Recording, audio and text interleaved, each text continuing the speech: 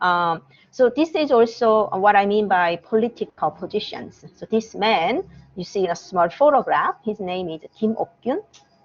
Kim Ok-gyun. He was a high-rank government official, extremely smart man, young man, and he died young. But he believed in westernization. He believed in modernizing his own country. But his attempt in 1885, he visited Nagasaki. So that's how we went to Japan as a government envoy in full clothes. This is actually 전복. We studied this men's outer garment that he put on top of that 도포. This is 도포. And he has this indoor hat called the 정자관.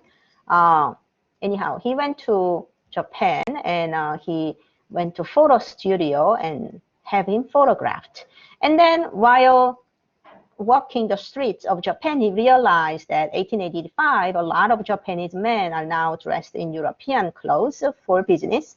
He felt that this style cannot give him access.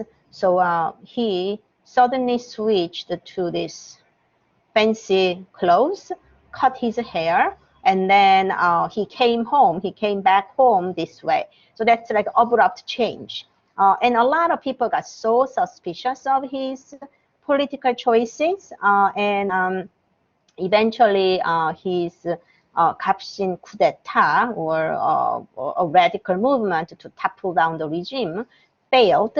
And eventually in 1894, he was assassinated by someone sent by Emperor Gojong.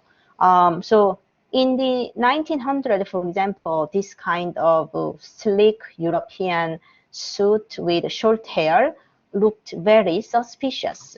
The government's reformation of dress that started in 1895.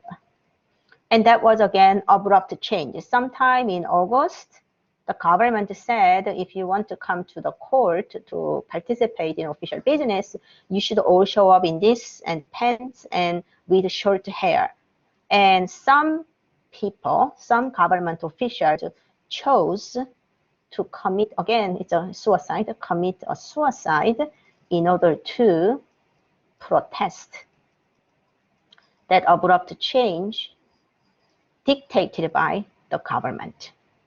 So, you know, like the 1900s, when you see people in an impeccable suit, even though they are not working for the government, for official business, it looked very suspicious.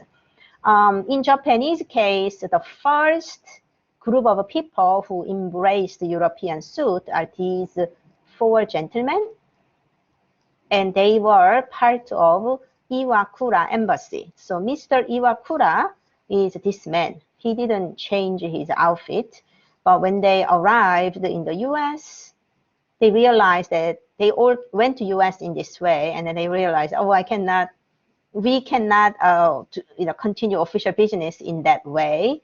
So that once they arrived in London, this is when they were in London, they went to the Savile Row. Do you know the Savile Row? The famous street for high-end tailors. So these 4 men got a haircut and then got the European top hat, right, the felt hat, and then they got the leather shoes, neckties and everything. But Iwakura himself, he only changed the shoes and the top hat, and then he came home. So when these photographs were shown in the newspaper, people were greatly shocked. But this was the flow of modernization. By the way, the tailor, where they made their clothes in London, they are still in business. They are royal purveyors. Do you know the word royal purveyors? They have a license to do business with the British royal family.